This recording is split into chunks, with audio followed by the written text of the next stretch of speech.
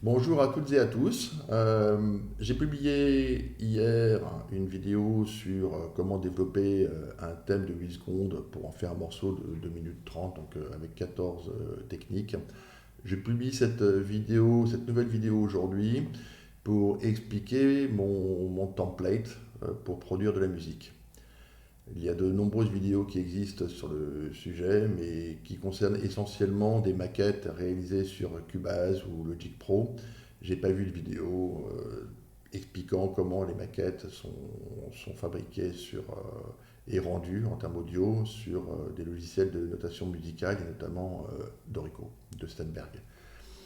Donc j'ai été un utilisateur de Cubase, de Logic Pro pendant des années, et j'ai basculé sur Dorico à la sortie de ce logiciel de notation qui présente de très nombreux avantages et qui n'a cessé de s'améliorer avec le temps. Je crois que nous sommes à la version 5 et ce logiciel offre des fonctions de composition très utiles, et notamment lorsque j'expliquais les 14 techniques de composition, toutes ces fonctions d'inversion, de retournement, de rétrograde sont directement intégrées dans le logiciel, donc beaucoup plus facile d'accès pour développer et créer des variations à partir d'un thème donné. L'exemple que je vais vous présenter aujourd'hui de rendu audio et de maquette est basé sur Beyond Stars, qui est le dernier morceau que j'ai publié sur ma chaîne musicale hier. Mais l'objet, c'est pas de regarder, de décomposer et d'analyser ce morceau, c'est surtout vous expliquer comment le rendu audio est généré. Donc, lorsque vous créez un projet sur Dorico, la première chose à faire est de créer votre template. Donc, le template, c'est les instruments que vous voulez avoir à disposition lorsque vous créez un nouveau projet. Vous avez ici le template euh, complété de la musique Beyond Stars. Et vous voyez donc toute la section des instruments avant, piccolo, flûte 1, flûte 2, alto flûte, hautbois 1, 2, corps anglais, les deux clarinettes, les deux bassons et le contrebasson. Vous avez ensuite la section des cuivres avec les corps, les trompettes, les trombones et le tuba.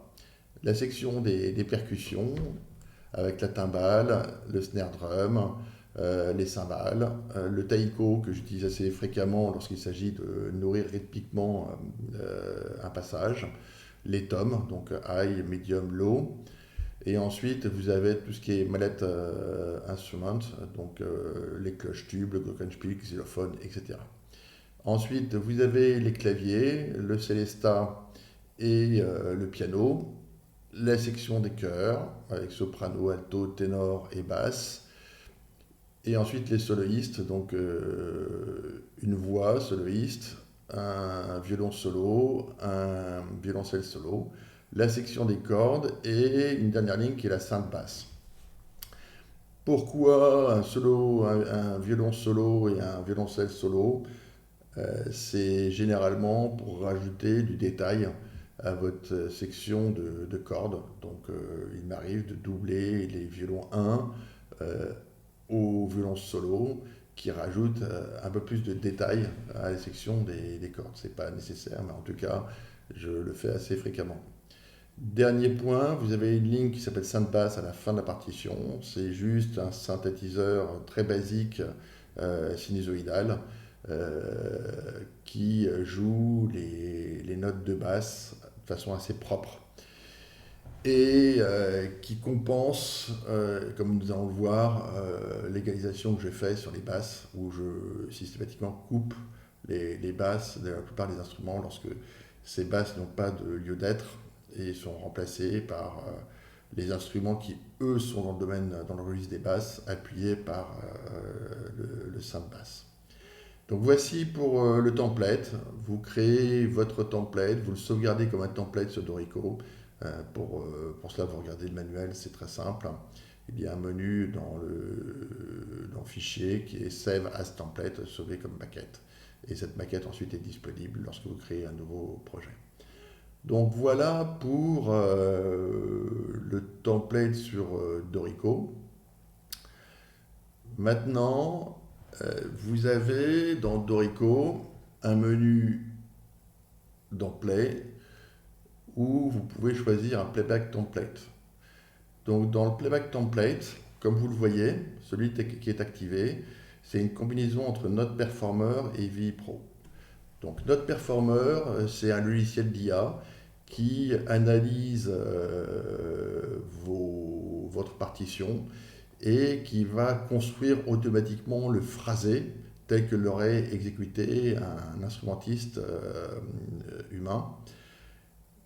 Le gros avantage de Note Performer, c'est que vous n'avez pas à programmer les variations dynamiques, les vibratos dans vos phrases. C'est automatiquement réalisé et ça, personnellement, me fait gagner un temps précieux et ça permet de gagner en réalisme dans l'interprétation.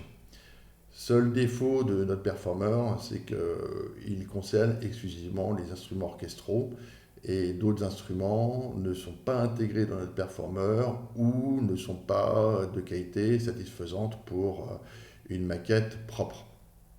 D'où la combinaison entre Note Performer et VI Pro. Donc VI Pro, c'est Vienna Ensemble Pro. Je vais y revenir. C'est un logiciel qui permet de charger dans une instance l'intégralité des instruments qui sont ensuite disponibles immédiatement dans Dorico lorsque vous en avez besoin.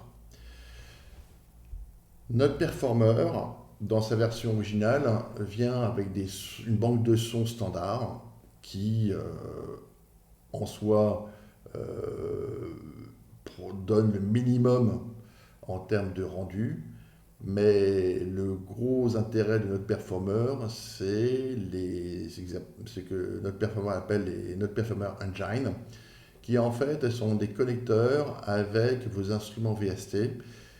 Et pour ma part, je suis un fervent utilisateur de la librairie Spitfire Symphony Orchestra. Et Note Performer a une extension qui permet, à défaut d'utiliser la banque de sons standard, d'utiliser les sons de Spitfire et donc de faire tout le travail de phrasé en contrôlant l'intégralité des MIDI CC des instruments. Cet engin corrige les latences entre les différents instruments, notamment les notes longues. Enfin, pour faire une petite parenthèse sur le sujet, les échantillons qui ont été enregistrés démarrent à la première émission de son. Et cette première émission de son ne correspond pas forcément au début de la note tel que vous voudriez l'entendre. Donc Note Performer corrige et rajoute des délais pour que ces instruments commencent effectivement à produire la note caractéristique sur le temps précis de votre mesure. Premier avantage. Deuxième avantage, c'est que l'intégralité des instruments sont équilibrés pour avoir un rendu réaliste d'orchestre, donc les flûtes, les cuivres, les instruments à cordes et les percussions ont été ajustés pour produire le son exact que produirait un orchestre. Donc vous n'avez pas à vous soucier de calibrer les volumes des différents instruments. C'est le deuxième avantage. Je vais vous montrer maintenant Note Performer. Donc ici, vous avez l'intégralité des instruments qui sont pris en charge par Note Performer. Donc vous voyez la flûte, le piccolo, l'alto-flûte, la basse-flûte, le bois. Et vous voyez également quelle librairie est utilisée par Note Performer pour produire les sons. Donc vous voyez que pour la plupart des instruments, la totalité des instruments, je me base sur Spitfire Symphony Orchestra. La seule, pour les percussions également, et la seule chose qui peut être intéressante, c'est que pour les cordes solo, donc violon solo, alto solo, violoncelle solo, j'utilise une autre librairie qui est la BBC SO Pro, également de chez Spitfire, avec des soloistes qui sont, je trouve, de grande qualité. Donc vous voyez que globalement avec Note Performer, Spitfire, Symphony Orchestra, vous avez la totalité des instruments communs que l'on peut retrouver dans un orchestre.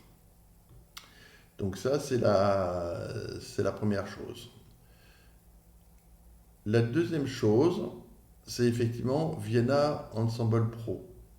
Donc, vous voyez ici Vienna Ensemble Pro, ma session, avec pour chaque onglet différentes librairies qui ont été chargées. Certaines sont désactivées, tous ces chœurs ont été désactivés, mais par exemple les chœurs que j'utilise sont des chœurs Storm, et donc vous voyez pour pour les sopranos, les altos, les ténors, les basses, les instruments qui ont été chargés. Donc là, vous voyez Storm Core Ultimate Woman pour les altos, avec les différentes articulations qui ont été retenues pour jouer. Donc chaque onglet représente un ensemble d'instruments, et ces instruments ensuite peuvent être utilisés dans votre template ou lorsque vous rajoutez un instrument.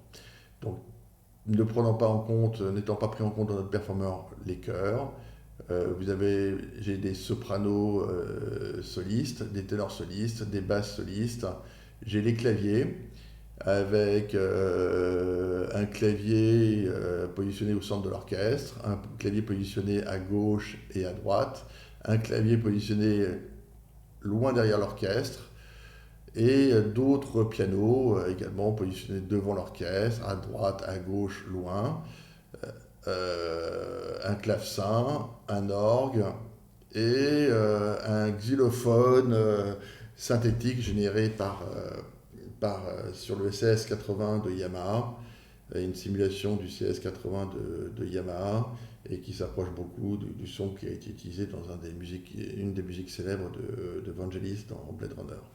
Et j'aime beaucoup cet instrument.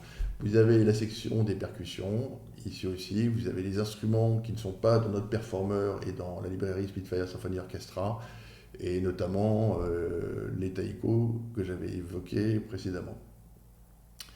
Donc voici pour notre performeur et pour VI Pro. Je vais vous parler maintenant de Mia.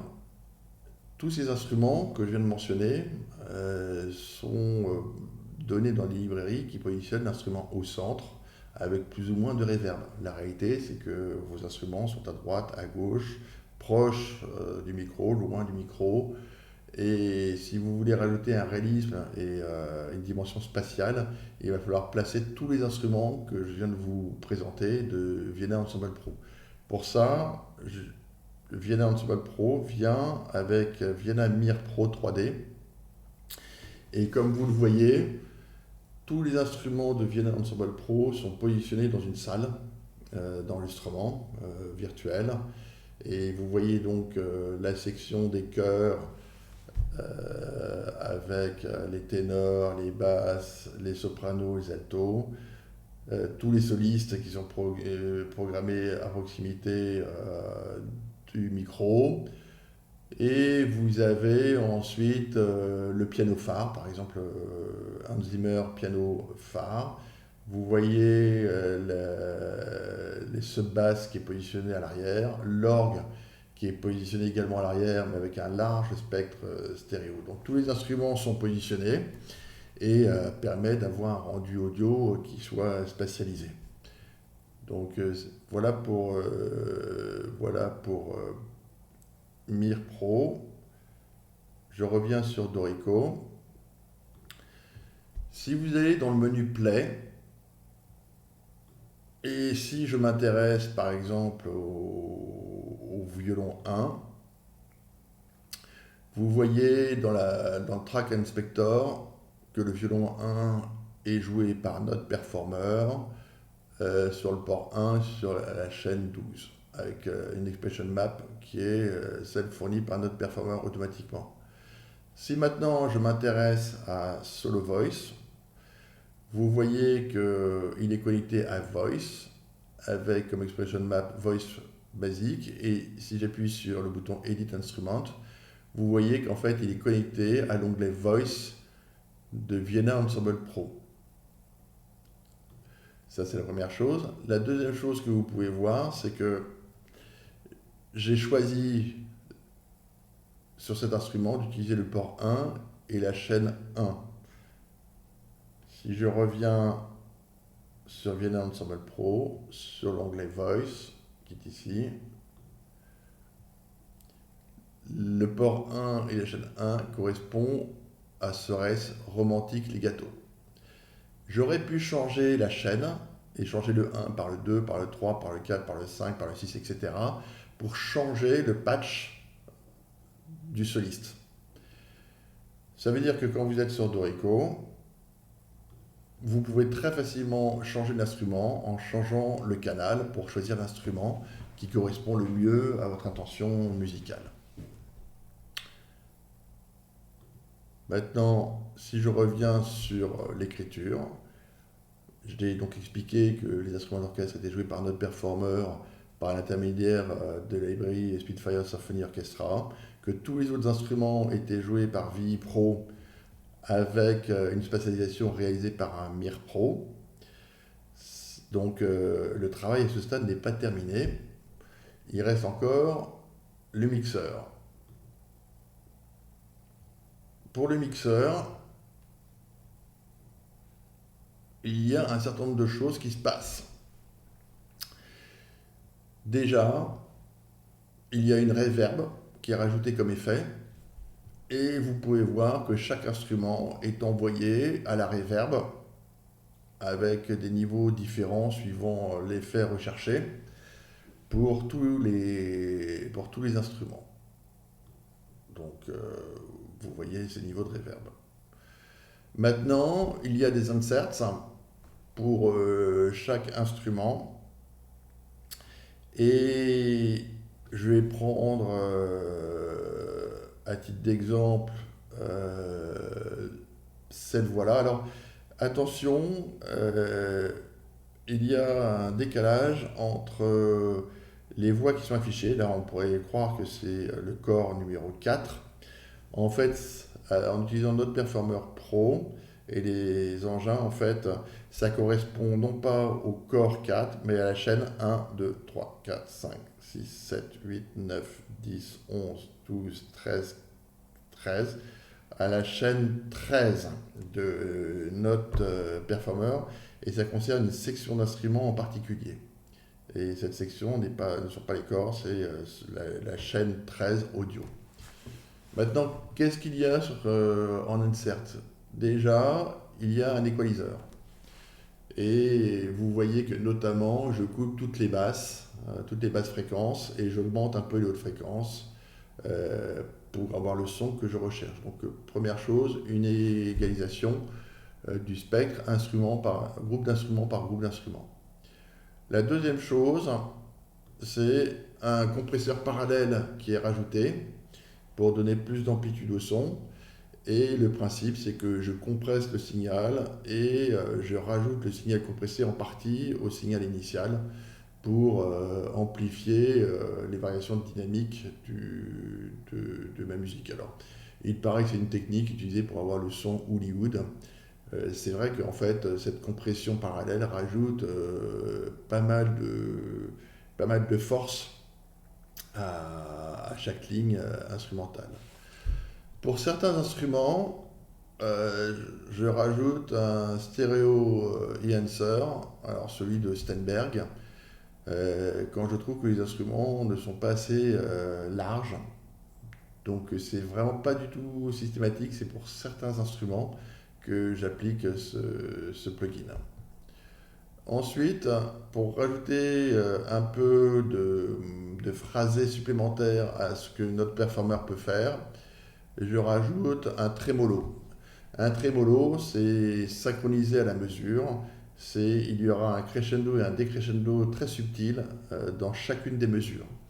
Et ce crescendo entraîne une augmentation du volume sonore dans la mesure de 13%. Et après, donc, on est à 100, on passe à 113, et après on revient à 100. Donc ça permet de faire souffler un peu l'orchestre et d'avoir un rendu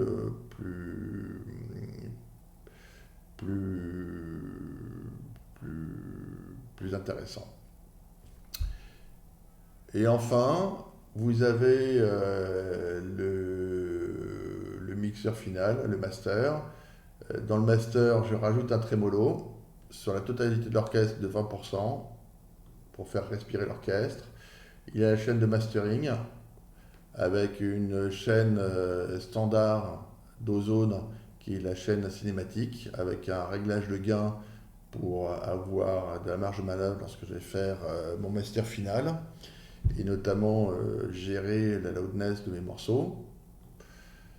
Et vous avez ensuite, pour vraiment peaufiner le son de sortie, un équaliseur et qui me permet d'éliminer les basses qui, dans certains morceaux, sont trop omniprésentes, de supprimer certains bruits, de renforcer le spectre sur des fréquences un peu plus élevées. C'est à nouveau un travail en cours. Je ne dis pas que cette maquette est parfaite, mais en tout cas, elle est mieux que la précédente, qui était déjà mieux que la précédente, etc. Donc c'est un travail continu. Donc voilà pour le mixeur. Maintenant, je vais vous faire le rendu audio du morceau. Donc vous avez la sub basse que vous entendez ici, et on y va.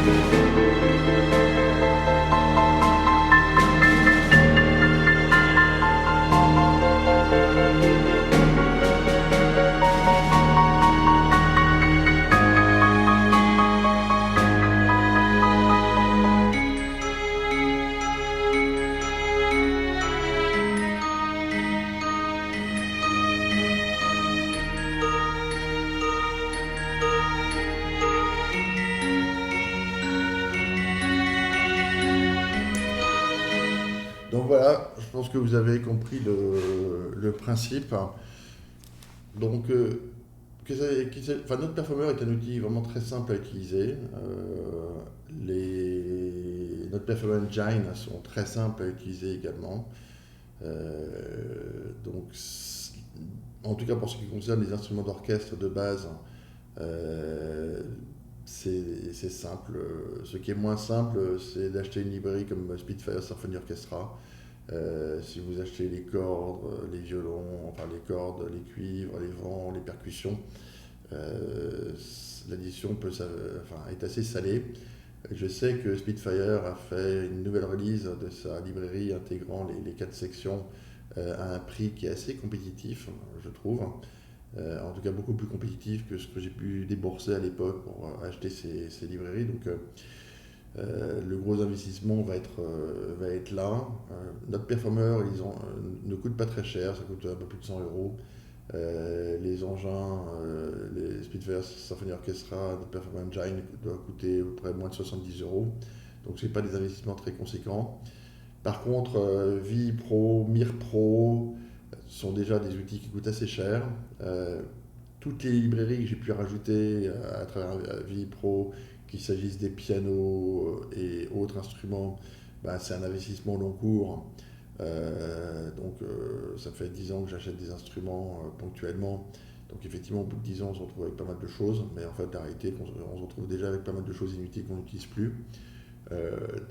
Déjà, le conseil, ce serait d'acheter peu, mais d'utiliser à fond les instruments que vous avez pu acheter. VI Pro est pas forcément très simple d'accès, donc il faut bien lire les manuels et regarder les tutos sur YouTube. Mir Pro, de la même manière, c'est un outil assez technique, donc là aussi il faut lire les manuels, essayer. Donc c'est la partie un peu compliquée, mais le jeu en vaut vraiment la chandelle parce que ça permet d'avoir vraiment un contrôle total sur la spatialisation et sur la qualité de votre son. Donc voilà pour la présentation de ma maquette, hein. J'espère que ça vous a été utile. Et n'hésitez pas à laisser des commentaires si vous avez des questions. Et si vous n'êtes pas déjà abonné à la chaîne, et si cette vidéo vous a intéressé, abonnez-vous à la chaîne. J'essaye de publier assez régulièrement des vidéos liées à la composition musicale. Voilà. Merci pour votre attention. Je vous souhaite une bonne journée ou une bonne soirée à toutes et à tous, et à très bientôt.